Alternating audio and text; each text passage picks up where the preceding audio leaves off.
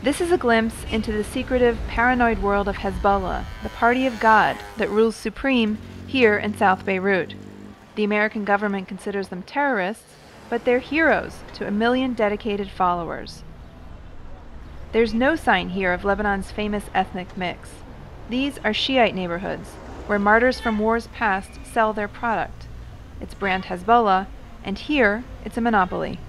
Here in the streets of South Beirut, where about 1 million people live, it's Hezbollah, not the Lebanese government, that controls all security, even down to the traffic police.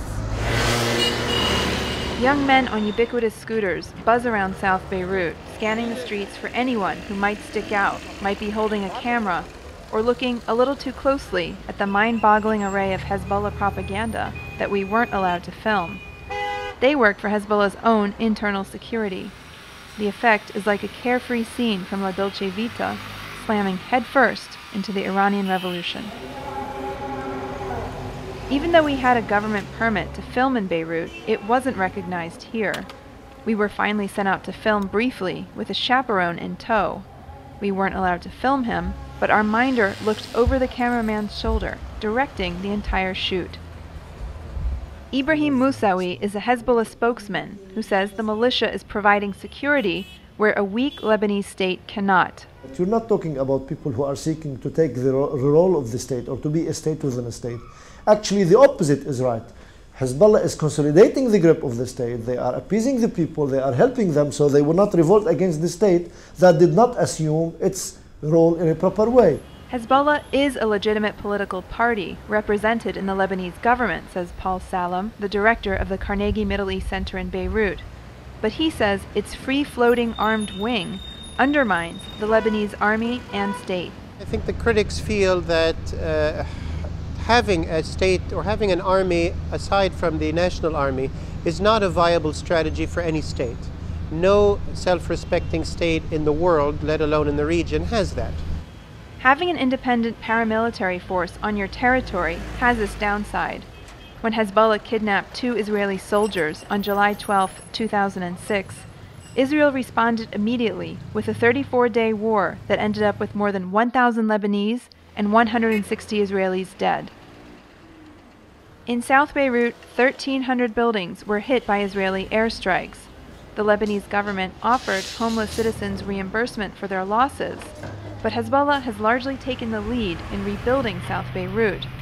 Hussein Jishi is the director of Wa'ad, or Promise, sponsored by Hezbollah to manage the reconstruction of South Beirut. He says 950 buildings have already been rebuilt, but Jishi doesn't apologize for Hezbollah's role in the 2006 war. We don't want war.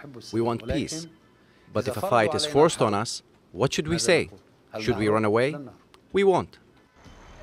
Lebanon's Shiites were long marginalized by the dominant Christian and Sunni Muslim factions that controlled the government. Fed up with being excluded, Shiites united around the political party that today is Hezbollah to demand a seat at the table of power. When Hezbollah leader Hassan Nasrallah speaks to waves of supporters, he addresses them as most honorable people. The crowds love it. After centuries of waiting, he tells them, their time has finally come. It is the redemption of Shiites. Shiite unity in Lebanon, along with the reputation of Nasrallah for not tolerating corruption, have swept Hezbollah from the political ghetto into the mainstream. Hezbollah didn't do it alone. In South Beirut, there are monuments to Iran's Ayatollah Khomeini, here on the side of a mosque. It's a relation of a friendship.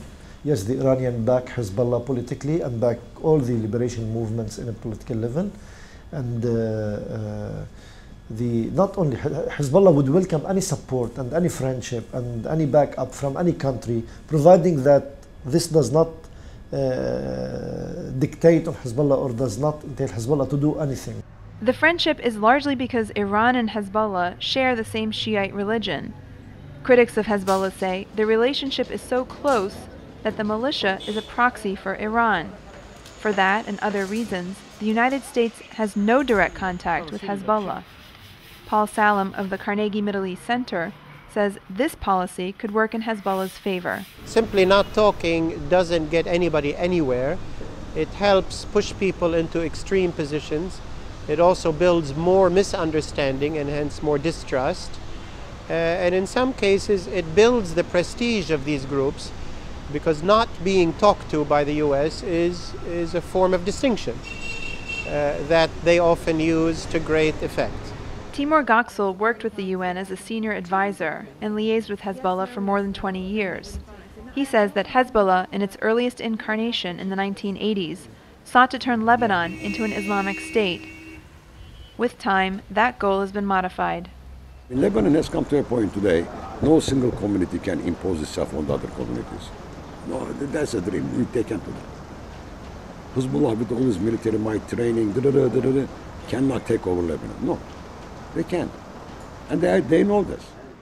Hezbollah may not be able to take over, but when the militia draws Israel into war, it is all of Lebanon that pays the price. I'm Kristen Gillespie, reporting for Worldfocus from Beirut, Lebanon.